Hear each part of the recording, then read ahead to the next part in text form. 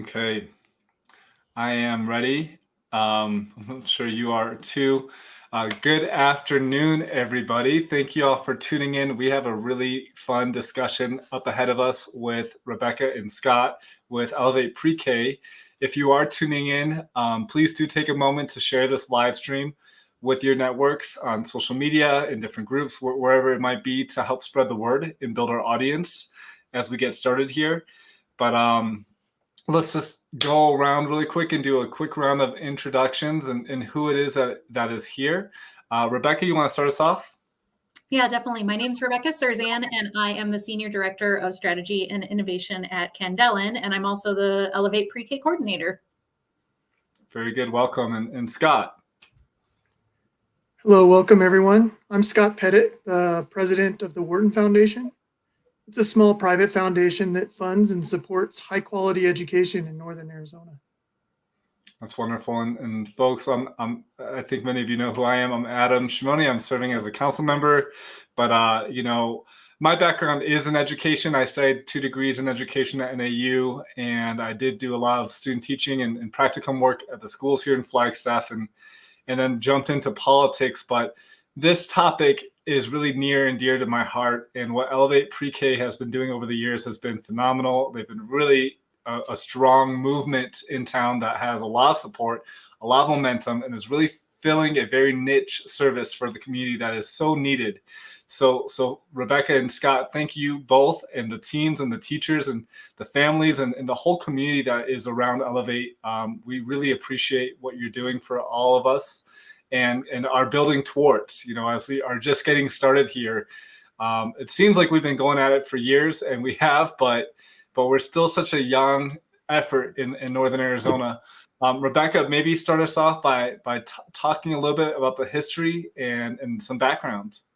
Yeah, definitely. So this work was actually born out of Launch Flagstaff, and I'm curious to know if individuals are familiar with Launch Flagstaff. It's been around since around 2013, 2014, and since then, a lot of things have come out of that Cradle to Career initiative to make sure that, specifically in Flagstaff, that children have access to a world-class education.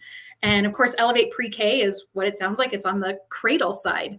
And so what we have done is generated that feedback and that initiative from Launch Flagstaff and its stakeholders to say, hey, we really need to do something about ensuring that all children have access to high quality early learning. It's really important, and I'm going to talk about why that's really important, but that's how Elevate PreK was born. And really what it is, it's a collective impact project to address equitable access to high quality early learning. And I'm curious to know if any of you have heard about collective impact and what this term means, but in a nutshell, it's leveraging all partners, all resources to meet a specific goal. And we really want to make sure that children have access to high quality early learning. We don't have a lot of collective impact projects in Flagstaff. I'd be curious to know if you all, can cite some other projects that have really come out of this. So it's really unique in that sense. Rebecca, I'll jump in really quick and let folks know we do want this to be an engaging conversation. So please do engage with the conversation through comments, share your thoughts, share your understandings, share your opinions, ask questions. We want this to be as interactive as possible given the platform, but Rebecca, continue on. Yeah, definitely. And I'd be interested, I'm very interested to hear from people who are in this world right now, who have young children, of what your experiences are looking like, especially right now, today. Where do your kids go when you go to work or when you need childcare or preschool services? What are you doing? What are you engaging in? And what we have found, specifically in Flagstaff, but also in Coconino County, is there is a lack of access. There's a lack of affordability, and there's a lack of high quality options. And Elevate PreK is addressing that through a pilot program, a 3-year pilot program. And I'm going to talk more about kind of what we're doing. I put our 3 goals up here so you can see what our framework is. We really want to make sure we're connecting all children to high quality early learning.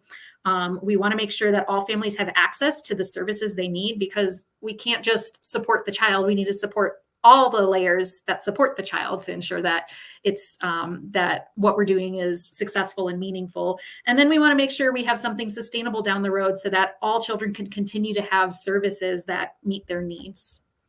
So why am I talking about high quality? And I'm curious if anybody knows, how would you define high quality? If you remember your preschool experiences when you were younger, what was really meaningful to you? And I feel like I'm too old to remember my preschool experiences, but maybe there's people out there that are better at remembering those ages, or thinking about your own children, no matter what age they are, or your grandchildren. What is it that made those preschool experiences good or bad for you? But what we know from research is that high quality programs have lasting effects on communities. For the children, we know that those children are more likely to graduate from high school. They're less likely to be held back. They're less likely to receive special education services or even be put in the program in the first place. And they're more likely to have higher earnings. They're more likely to be a homeowner. They're going to have better social determinants of health. It also decreases things like poverty, being incarcerated. They're less likely to access welfare services. There's a multitude of benefits just from making sure that we start early. The return on investment for communities is huge. So if you're sitting in this room and you're going, well, I don't have young kids. Why does this really matter to me? It does matter, because this is what's going to happen for our future generation, and our current generation right now really needs those services to support them as a family. I could go on and on about this. Another interesting point is that there was an economist, an award-winning economist named James Heckman, who did some in-depth analysis of what the return on investment was. And by far, investing in young children, the younger you go, the higher the return on investment. Mm. And it makes sense, right? It's not reactive. Instead of being oh, we need more prisons because we have a lot of crime happening. If you start investing in the younger years, you're more likely, you're going to see that return, and it's going to be a better bang for your buck. So, yeah. So I'm curious to see what people have. Yeah. I love that, Rebecca. And through the lens of a council member, I always advocate that we do things that create resiliency and sustainability. And, that's a big focus point of my own, and also leaders at the city. And so, an investment in our youth is an investment in Flagstaff, and that, those dividends pay back in so many different ways, and are massive, like you said. So I just wanted to echo that importance and appreciate that. Yeah, definitely.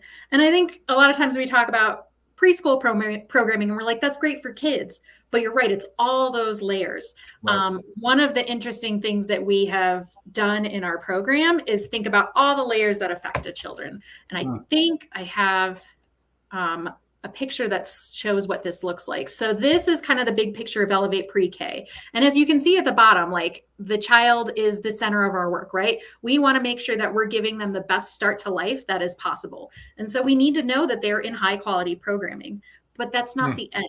We need to support the family layers. And I'm curious from families, what are your experiences there? Do you feel like you have access to childcare programming? Does your situation feel comfortable to you? Why did you choose the childcare situation for your child?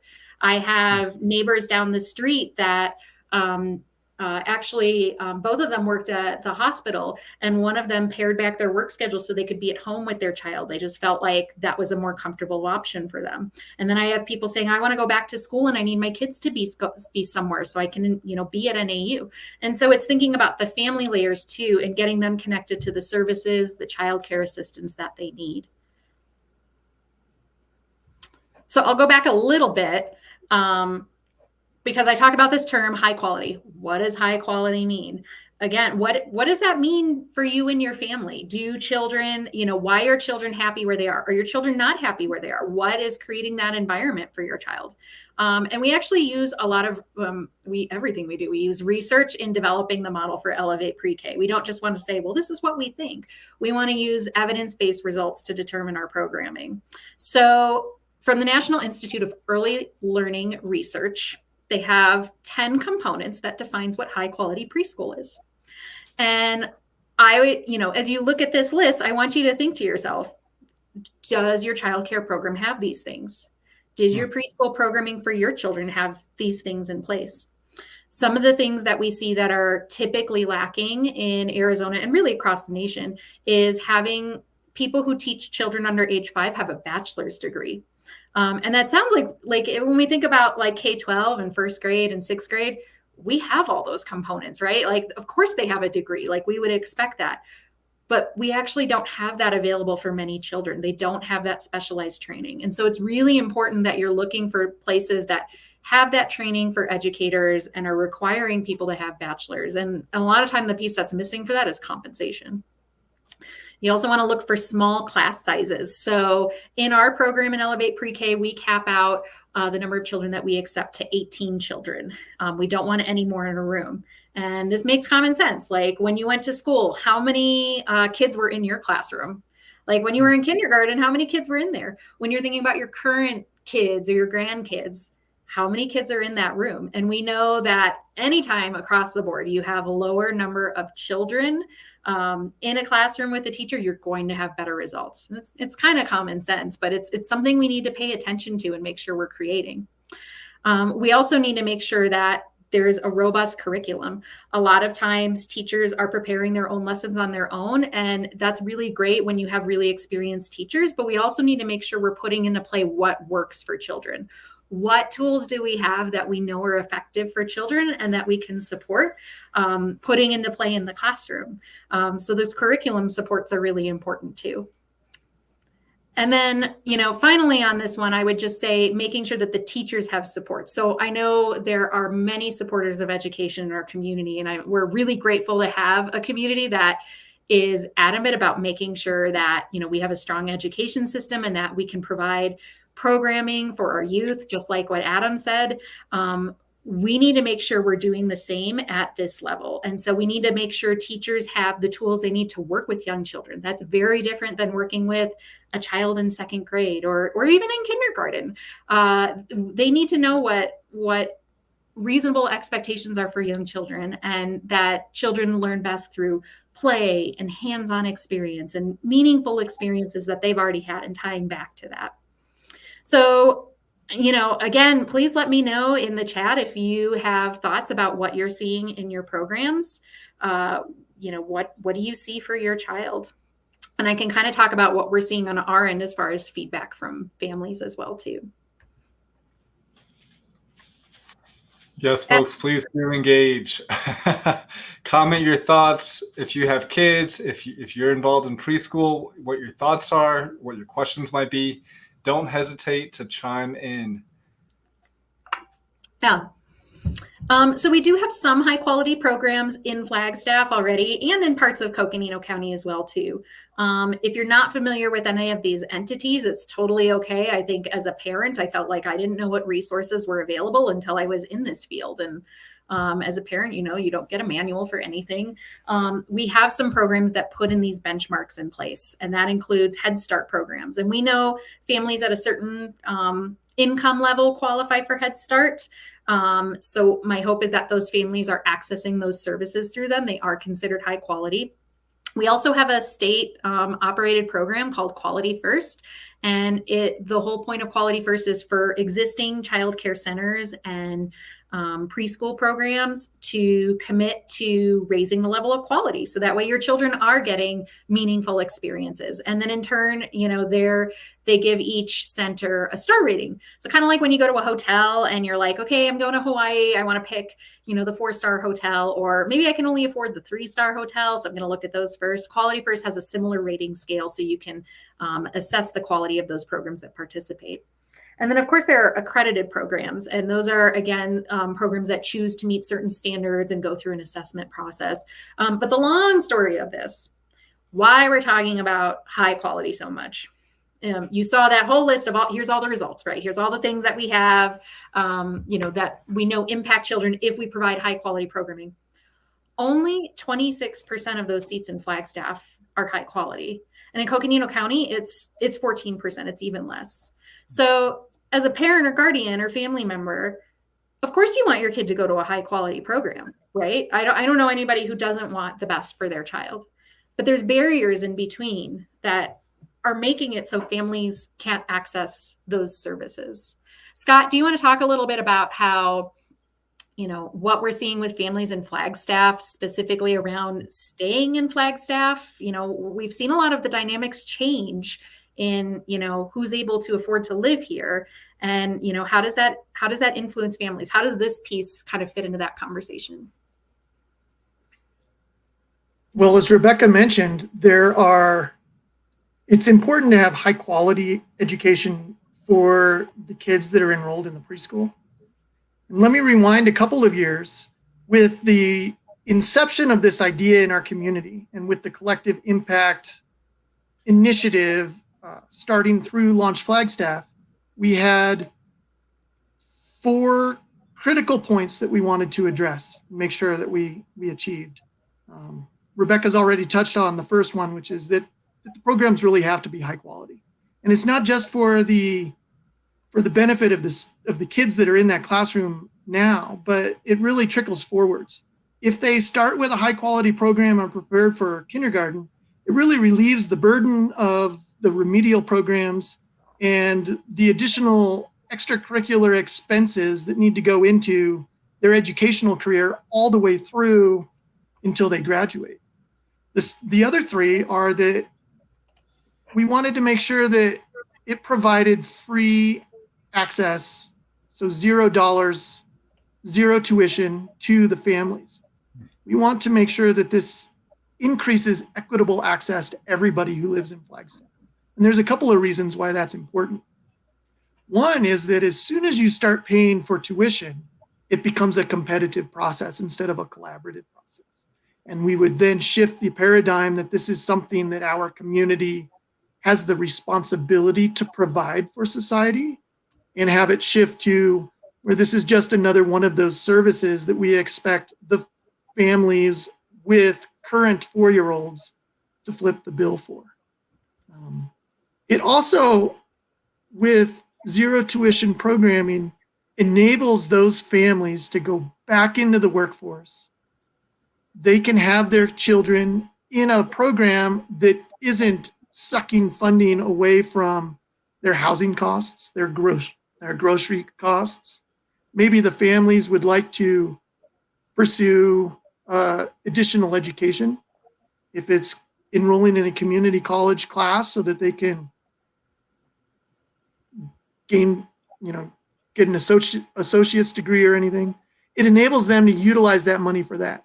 Plus, it enables them to utilize that money to pay for their rent or to save for a down payment on a home. And in Flagstaff, we all know that it's very expensive to live here. If you're either renting, it's super expensive. All of your money goes to that. How are you going to be able to provide for an additional expense of childcare? What happened? So here's the math I'm doing in my head. But if you make $18 an hour and you work 2,000 hours a year, which is full time, 40 hours a week times 50 weeks a year, that's only $36,000 before you pay any taxes, before you pay for all of your other expenses. And I can't remember yet if Rebecca said so or not, but the average cost of high quality child care in Flagstaff is between $850 and $1,000 per month. So Wow. that could be $10,000 to $12,000 per year per student. And if you're only making 36 gross with all of, maybe you're taking home 28 of that. If more than half of that is going towards preschool tuition, if you have 2 kids, then it's all of your take-home pay. It's just not worth it. So the families are opting to stay home. They're not re-engaging in the workforce. We lost a lot of momentum and a lot of capacity in our community's workforce when COVID started. So this problem has been even exacerbated over the last 2 years. People are just going to stay home. They're not going to get engaged. And what we want to do in our community is to really have a full and vivacious economy with a young, innovative, engaged workforce that is working to their full capacity. In order to do that, we either need to employ only people who don't have kids, only families who already have kids that are grown and gone, or we need to come up with creative ways to be able to subsidize the expenses of living in Flagstaff. We've already addressed the minimum wage dilemma in Flagstaff, and that's not what this conversation's about. But we do have an opportunity to come up with creative ways, think outside the boxes to be able to support those families, support those businesses that are having to come up with the additional expense of paying for a higher wage, and families that are working in hourly wage, and provide opportunities for them to make Flagstaff seem like to make it a more appealing place to live. By thinking outside the box, we can support programs like Elevate PreK, which doesn't just provide high quality education for the kids, but provides an avenue for those young adults to re-engage in the workforce and better their lives and move our entire community forward. Yeah. And Scott, I put up a slide earlier that kind of speaks to that cost piece, right? The average cost of full-time childcare is over $8,000. And I'm curious to know from people, what are you paying for childcare right now? What does this cost you? Especially families, if you're watching and you have an infant or know someone that has an infant or a 1-year-old, that cost can be really expensive. And so, what does this look like for you? The average for families in Coconino County is around 13% of their income is going towards childcare. By the way, the national recommendation of what you should be paying is 7%. 7% of your income. That should be it. But we know it's quite a bit more. And when we think about making things affordable for families in our community, this is something that we have the opportunity to tackle. So I do want to show one other slide that Scott brought up when we're talking about wages. So what's happening because of the minimum wage increases is we're seeing wages go up, which is a fantastic thing for our community. However, our state and federal subsidies are not catching up to that. So if you look on this top left-hand corner, this is the average cost. If you were a single parent and you were working at minimum wage full-time, your your monthly income would be $2,666. Okay. That's if you're working full-time minimum wage. To qualify for the state child care assistance, the maximum amount you should be making is $2,327. So even if you were working at minimum wage in Flagstaff, you do not qualify for state child care assistance. The same can apply for Head Start. To be automatically qualified for Head Start, and they do have some brackets of different eligibility, but to be automatically qualified, you wouldn't even come close if you were working full time. To put that in context, I put some bullet points down below, like, don't hate me, everybody's going to look at this monthly rent statistic. And I'm like, I pulled it from the needs assessment of Coconino County. Like, people are like, please tell me where this $12,000 a month rent is, Rebecca.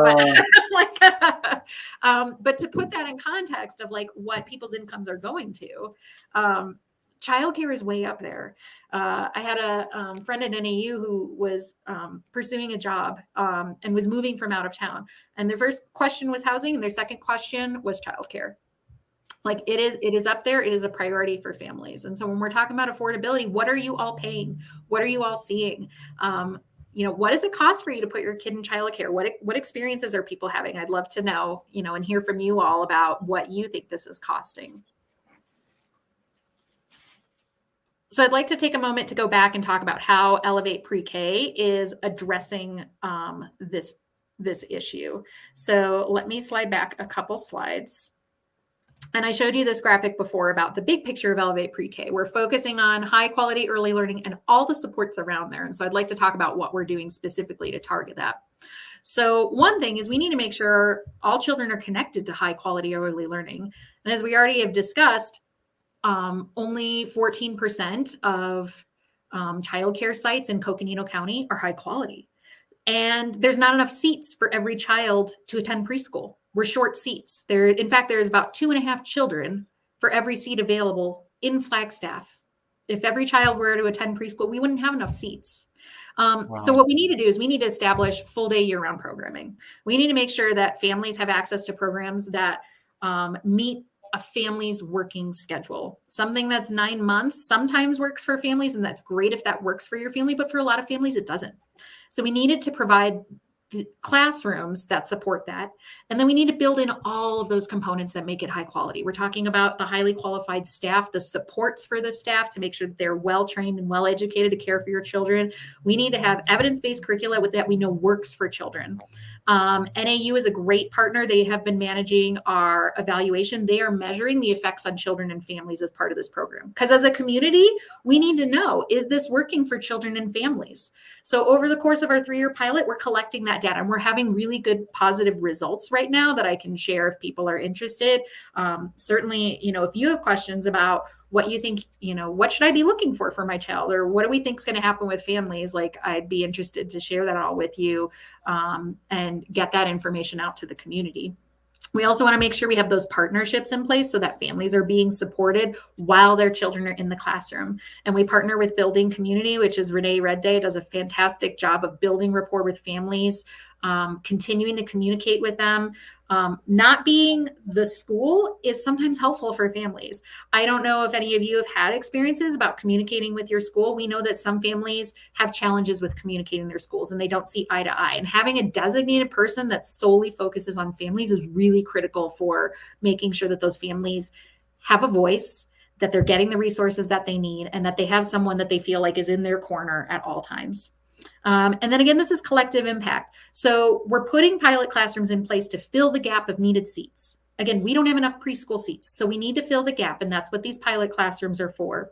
And to do this, we want to strategically place these preschools in areas that are high need, that don't have local preschools within their community, and that are filling the gap for families that cannot afford full tuition. We're looking at that $8,000. Again, I'd be interested to know, how much are you paying for childcare? What does that cost burden look like to you? If you know anyone who has childcare or preschool payments, what are they paying? What does that really cost today? It's very different than what it used to cost. So families that can afford full tuition, but maybe don't qualify for those subsidies, if they don't qualify for DES or Head Start, we need to fill that gap. And that's where these programs come in. We target the families who are just above that income level for automatic qualification that aren't accessing preschool services. So the other piece we're targeting is making sure that families have access to those community resources. And we do this through a few different ways. One way we do this is through our online platform, which is the Elevate PreK Resource Finder. And so families may say, I need help finding childcare, and they need some navigation on what childcare assistance is available. So do I qualify for Head Start? Like, are there other scholarships? I don't even know. I talked to one mom who worked at a local bank, and she's like, I didn't even know where to start. She's like, I was Googling like scholarships for kids online. And I was like, yeah, totally. Like, we don't necessarily know where to look. And so we use our website to help families identify what they might be eligible for. And then we can either provide them resources to help them navigate the options on their own through some of our partners like Child Care Resource and Referral, or providing them links to Head Start, DES assistance, Quality First, or we follow up with a concierge service, I like to call it. So our family partner at Candelen will contact that family and say, hey, I see you have a 2-year-old. I see you need this. Let's talk about your options. And we'll help navigate them through childcare services and the other community supports they need. Again, it's not just about the one thing that a child needs. It's about all the services that a family needs, and we need to provide that. So we've launched that this year. We've had great success. We've had over 150 families utilize the service and contact us. We're seeing a good amount of families ask for those early learning supports, ask for supports for their children, after school programming. They're looking for those resources. And again, it's Families, I'm interested to know, what kind of supports are you looking for as a family? What does that look like for you? What would you like to see in the community? I'm on the Facebook group for Flagstaff family support, as well as like the mom community through Flagstaff. And all the time I see people reaching out and saying, hey, what classes are available for this? I can't tell you how many times people are looking for childcare. All the time people are looking for childcare, and they're looking for a personal recommendation. Families are smart. They don't just want to throw their kid anywhere. They want to know that they can trust them and that they're going to get something high quality. So, do you feel like you have those resources as a family? As a community member, do you see enough resources for families with young children? I know a lot of times by the time we get to the school age, we feel like, okay, the school will connect them to stuff. But what about before they get into school? They may not have anywhere to connect. Some other things that are happening in this area too, and this is one that I'm particularly excited about, is we have a program called Flagstaff Social Point, which is now moved into Social Peak. And what it is this collective of social services. So partners that you already may be familiar with, and Coconino County Health and Human Services or the Flagstaff Family Resource Center. We're coming together to say, how do we support families? How do we streamline our services and make sure they're efficient? How do we make sure when a family comes in the door, they get access to all the services, not just the services from this place and the services from this place? How do they get access to all of those? And so, again, it's not just that spectrum of childcare and preschool, but we need to make sure we support families in all of the layers that they need. Adam, I wanted to check in with you. Thoughts about any of this, questions on your end? Oh, gosh. When is it going live? we definitely need these supports in the community, yesterday, right? And I know families are struggling today more than ever. And I'm sure there's many parents that aren't able to tune in at this hour or any hour because of the work schedule and the life schedule and just the hustle of surviving. But I think it all sounds great. I very much support what we're working towards. And like I said at the beginning, there's a great need for all this. And as you said, we don't even have enough seats to provide the need for the kids that exist. Throughout the conversation, the cost of housing goes through my head. And I know we talked about rent costs, but it's a really tough time to be bringing up kids in today's society, especially in Flagstaff, given our high cost of housing and everything else now, including gas, right? But no, I didn't really have any specific questions to add or ask. Scott, I'll kick the mic to you, though. Rebecca, all of those programs that you just touched base on are really an important part of what Elevate is. I want to be clear, the goal of Elevate isn't to expand the amount of seats for preschool kids in our community. While that's great, really the goal of Elevate is to shift the environment for young families to be able to make it in Flagstaff, to provide a high quality future for their kids, but also to provide those other wraparound services and the infrastructure that our entire community can be able to benefit from. Matt, both Rebecca and Adam and myself, we've all mentioned the high cost of living here.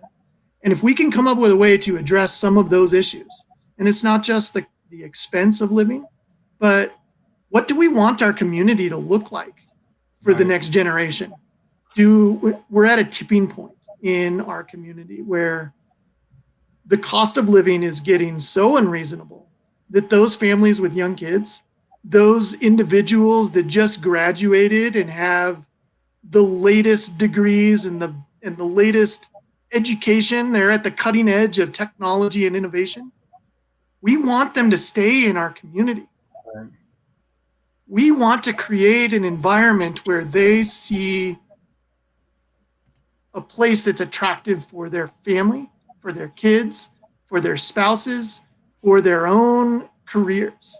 And in order to do that, we've got to build this robust infrastructure. It's not just about building classrooms. It's about creating a place where we can have these families be able to stay after they graduate or find Flagstaff an attractive place to move to so that they can start their families here. Otherwise, what it's going to look like is we're going to have a whole bunch of 65-year-olds who have already spent their careers raising their children elsewhere, who are going to move here. Or we're going to have maybe young adults who have just graduated and love Flagstaff and would love to stay. They're going to be here for a year or two and then find that it's not sustainable. If they're going to settle and start a family, they can't do it the way things are here.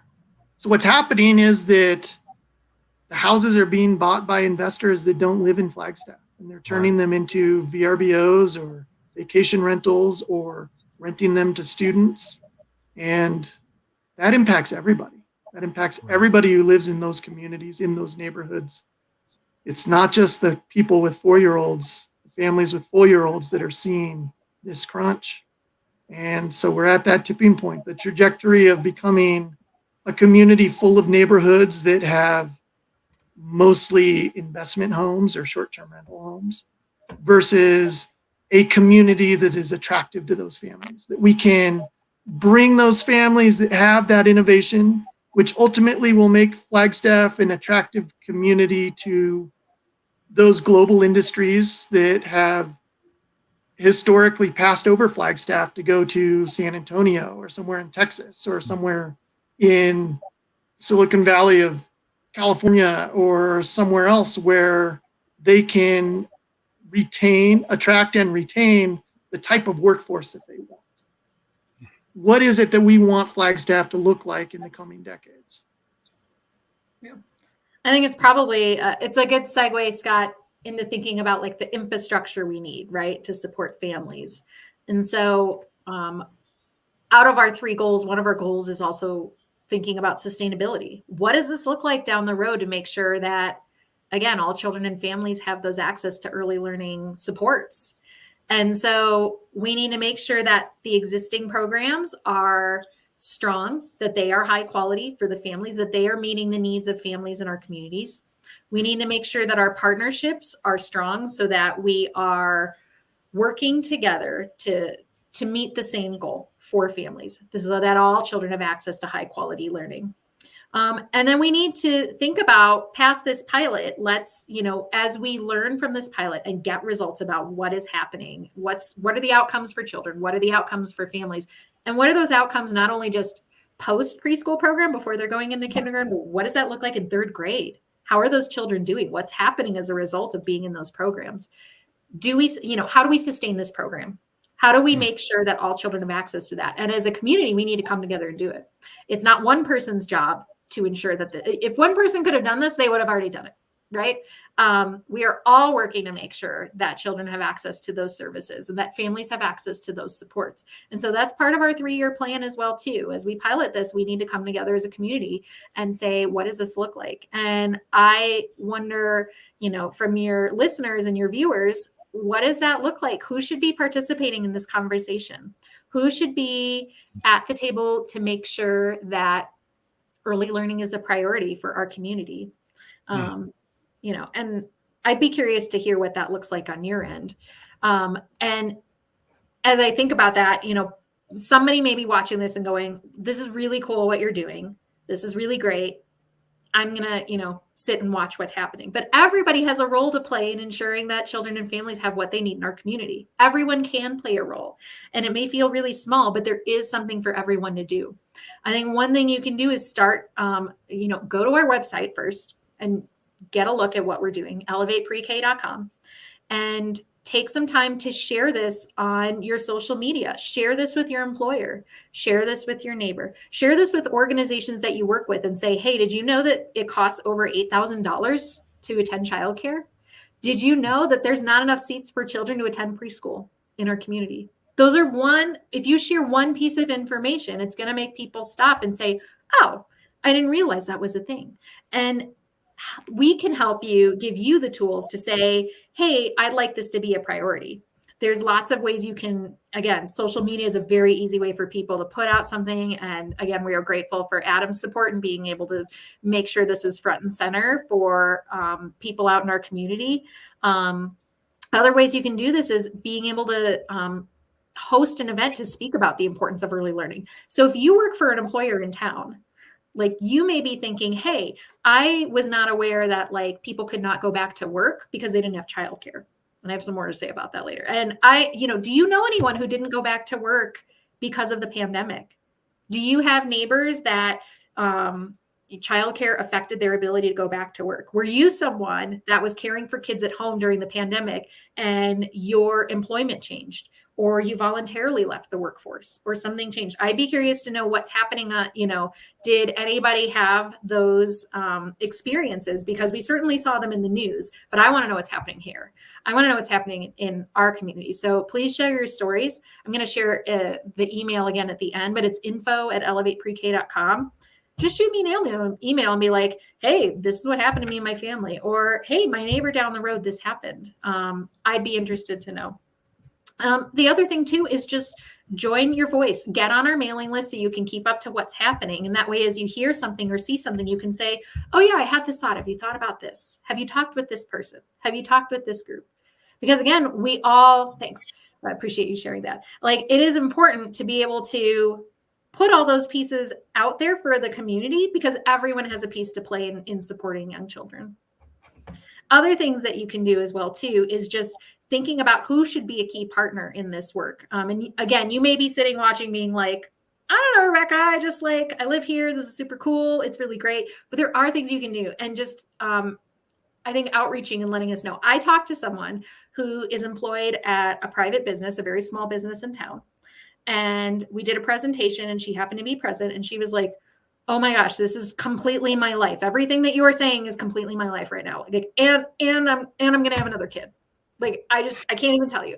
And she's like, I want to talk about this more. And I was like, great, let's talk about this more. We don't have the answer. Like, she doesn't have the answer, but sitting together and talking about it and bringing that collective power together, bringing those people together to say, tell me your story. What do you think we need? And bringing those voices to the table are what create change in our community. So those are all things that you can do as well too. Adam. Rebecca, I was going to say, with Elevate's efforts over the years, I've really seen that to be true with what you're doing. You're really bringing voices together, leaders together, community members together, parents, non-parents, teachers, really everybody, all walks of life, to be part of this conversation, be part of this effort. It really does take a village to really see a project like this through and elevate this a program like this in a community. So please, folks, do engage with Rebecca and Scott and I, but especially through that email address that Scott shared, info@elevateprek.com. And you'll be surprised that there will always be an avenue of which you can engage yourself and be part of this. And we all have a role to play. We all do, but it really does take all of us. Yeah, absolutely. I've had people who've just been like, hey, can I volunteer? I like kids. And I'm like, yes, we can do that. But you may not want to volunteer with kids, and that's okay. I have people provide painting supplies so we could paint cubbies in a classroom. I had people say, hey, just come speak to my organization. Come talk to my employees. I want you to hear what they're experiencing. We can host a focus group where, again, we connect with your employer and pull together some employees and say, hey, I'd like to know, as a family living in Flagstaff or Coconino County, what's your life like? What supports do you need to be a family here? What supports are missing? What makes you thrive? That's a conversation that everyone can participate in. I also wanted to, go ahead. Oh, nice. Lynette commented, this conversation and needs of families in Flagstaff are powerful. Thank you for bringing these issues into the light. Thank you for tuning in, Lynette. And folks who are tuning in, if you have any questions or comments, please do share them as we start to wrap up the conversation. But we really appreciate you taking the time to be part of this conversation with us. Yeah, Rebecca, absolutely. we'll continue. Yeah. Yeah, definitely. I started talking about employers, and I think this is a good time to bring up another topic. Again, we think about childcare and preschool just in the family world and what children need and what families need. But this is affecting the business sector as well, too. So a recent report came out from the U.S. Chamber of Commerce from 2021. So it's like super recent. And they did a study specifically in Arizona. And they found that childcare issues result in an estimated $1.77 billion loss for the economy. And that's massive. right? If you are, again, if you're looking at this through a lens for families and children, and maybe you don't have children, or you're like, well, that's not really something we should be tackling. Like, it does affect multiple sectors across our community. It's really important to know that. And you're probably asking, what's happening? And some pieces that we're seeing, again, is that the pandemic really disrupted many things, as you probably all know. But one of those things, of course, was childcare, right? And we saw this with the schools closed and we had to do online learning. And I'll tell you, like, I have expertise and education in the field of early childhood, and it was not a party at home to be able to manage childcare and education pieces and my job and my husband's job like that. And I had the tools to do it. And I still didn't feel like I was very successful. Like this disrupted the industry. And so families felt like they just had no choice. They just needed to leave the workforce. They couldn't do it. People have missed work because there's been a closure for childcare, or something happened where maybe they were using a family member to care for children, and then the family member got sick. And so they're like, whoop, I got to call out of work. This can happen in a variety of ways. And for people listening in, I'm curious, do you have disruptions in your childcare? What happens when your childcare arrangements close? Do you use a family member or a friend? Do they, can you tell me about what that looks like? Do you have to miss work for this? Do you fall into this category? People have changed their job status. So they've either gone from full to part-time, or they've changed jobs all over. And as you can see from the bottom stat, of those 22% of working parents planning to exit, more than a third of them are doing so because of childcare. Again, it's an issue we don't think about, but it became so relevant during the pandemic. I think it was really, it was something that was already happening, but this brought this issue really to light. So again, I'm curious if this happened to you. Did you feel like your employment changed at all? What happened when you don't have what happens when you don't have childcare? What does that look like for you? Yeah.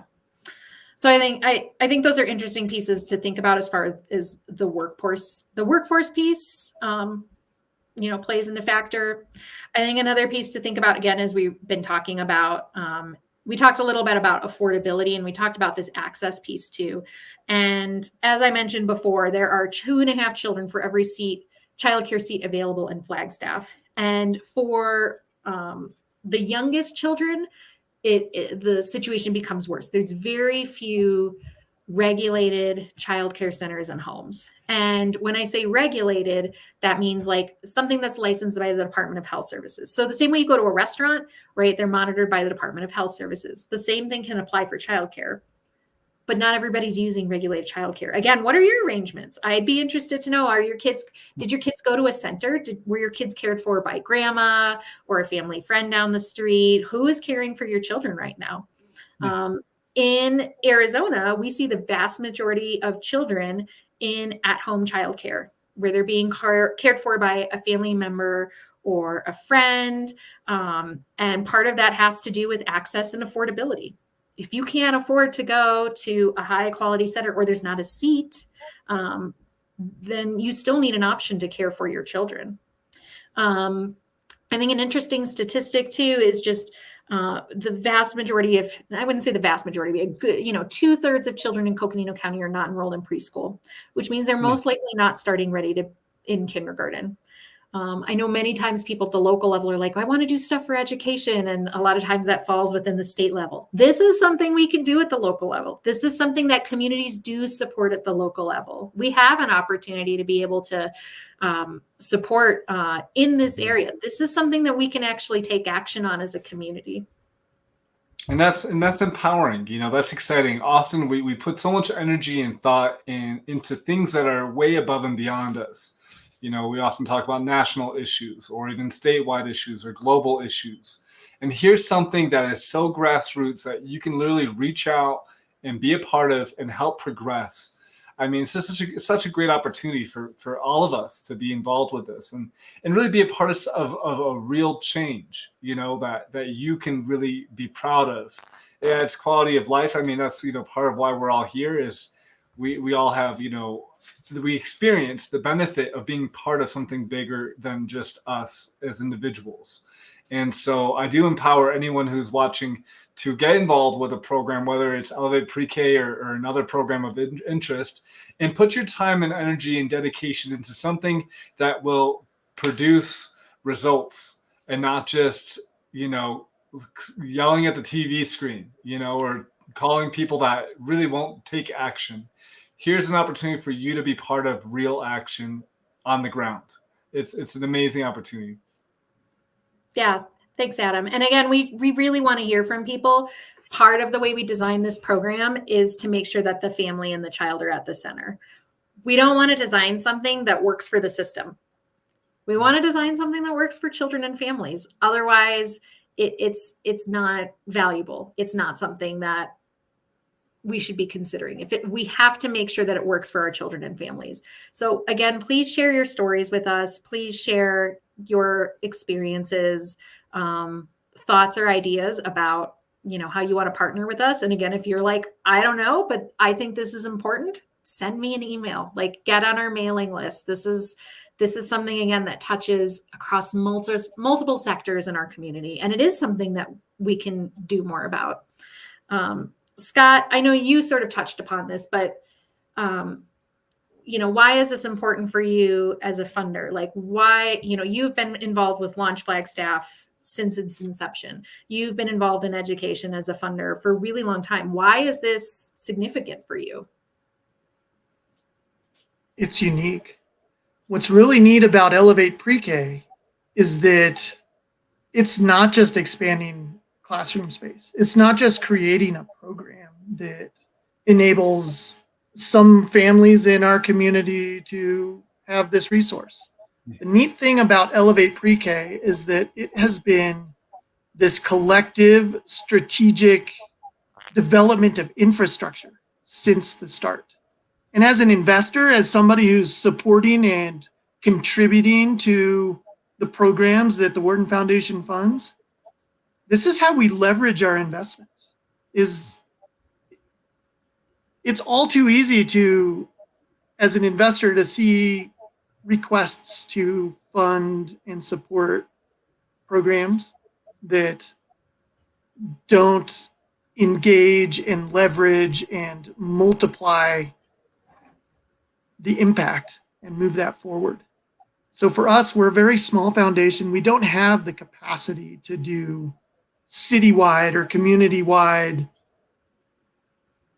programs solely through the Wharton Foundation. But we do have the opportunity to be a partner at the table and come up with a strategic way that our entire community can invest in and hopefully ultimately reallocate some of the expenses that we're already spending in other sectors, whether it be remedial or criminal justice or some of those other issues that if we spend a little bit of money now, we'll save a lot of money in the future. And that's the perspective that from the Wharton Foundation, I'm looking at this. We're very interested in funding this because of the collaborative engagement and interests from all of the parties and the community members that are sitting at the table. If I can take $100,000 investment today and be able to leverage that, turn that into a $2.5 million investment over the next 5 years, and maybe into a $100 million investment over the next K-12 career of our future children, then that is a successful investment from the Wharton Foundation. I love that. Rebecca, did you want to share one other item? Yeah. Can you show our friends how to?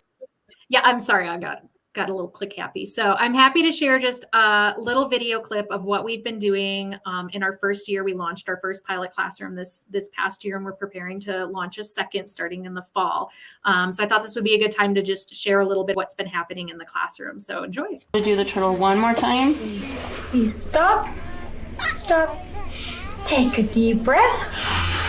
And we say our problem. All right. Thank you, boys and girls. Elevate PreK is a high-quality, year-round, full-day preschool for 4-year-olds.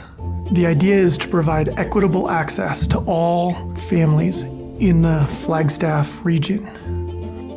What we saw during the pandemic was many families leave the workforce. And since then, we've seen employers struggle to retain or rehire people because childcare still remains an issue. If you work full-time for $18 an hour, that's 36 grand.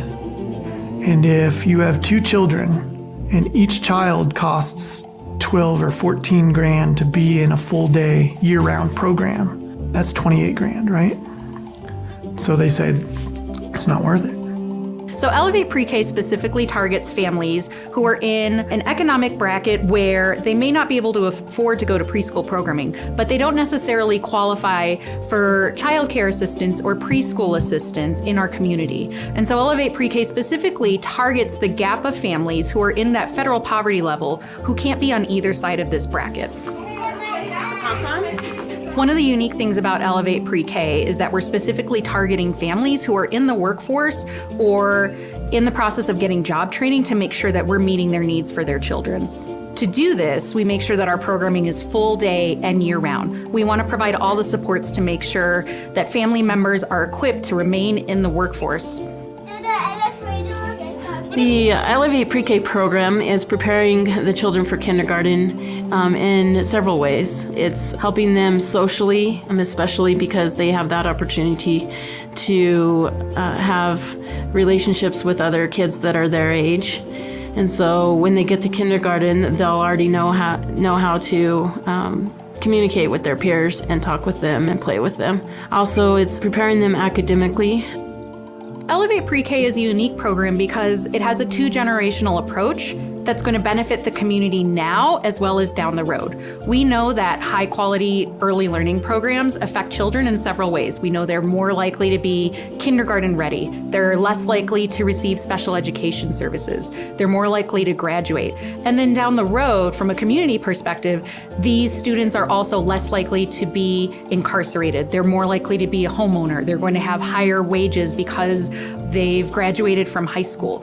They're more likely to be participating members in their community. So not only do we see the short-term effects of how this affects their academic outcomes, but we see those long-term effects in their community, where then this is a newly prepared generation of children to enter the workforce.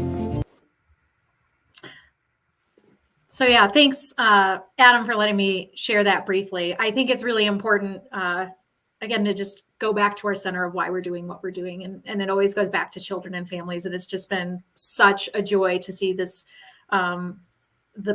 the first year of the pilot come to life, to see the impact that we've had on children and families. And I'll just say to your viewers and listeners again, like I'm interested to hear your thoughts. Please share your feedback. I'd love to engage with you and have a cup of coffee anytime to talk about this more and what you're seeing from your lens. And I am grateful for the resources we have in our community. Like we are able to do this because everyone is coming together to make this happen. And it's just so wonderful to live in a community that has that power. Beautifully said. Well, thank you both so much for your time today and your efforts in the community. And that was a wonderful video. That's actually the first time I've ever streamed a video like this. So that was really cool. Okay. But I just am so humbled by the work that you all are really undertaking and that we're all a part of together. And I look forward to the obstacles and the hurdles and the challenges and the successes and the frustrating moments in the years to come, in the days, weeks, months, years to come. I know that there's going to be plenty, but I feel very confident in the team of people that are coming together.